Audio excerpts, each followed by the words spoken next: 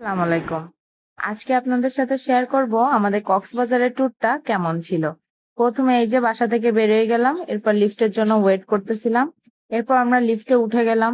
এরপর লিফটে উঠে আমরা আমাদের গন্তব্যের দিকে যাওয়া শুরু করলাম। এই যে আমার হাজবেন্ড লিফটটাকে প্রেস করে দিল। এরপরে সে আমার একটু ভিডিও নিয়ে নিল। এই যে দেখুন লিফটের মধ্যে সে আমার ভিডিও নিচ্ছে।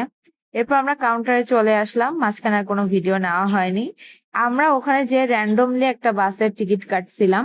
আমরা আগে থেকে কোনো টিকিট কেটে যাই নাই, আমরা কোনো ট্যুর গ্রুপের সাথে যাই নাই, আমরা নিজেরাই গেছিলাম। তো সেন্ট মার্টিন পরিবহনে টিকিট কাটছিলাম। আমরা স্লিপার কোচ নিছিলাম।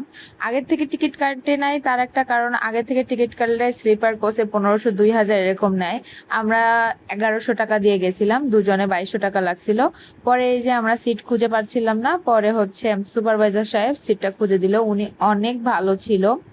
আমি তো এই ফার্স্ট টাইম স্লিপার কোচে জার্নি করতেছি, তো আমি বুঝতেছিলাম না যে আসলে আমি কিভাবে উঠবো। পরে উনি নিজে থেকে আমাকে দেখাই দিল যে আপু আপনি এইভাবে উঠেন, তাহলে আপনার জন্য সহজ হবে। এরপর আমি উঠে গেলাম। এরপর উনি আমার জুতাটাও উঠাই দিল। উনি অনেক ভালো ছিল।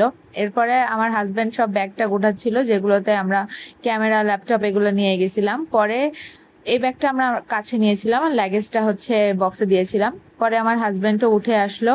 এরপরে আস্তে আস্তে আমাদের গন্তব্যে যাওয়া শুরু হলো, আমাদের জার্নিটা শুরু হলো।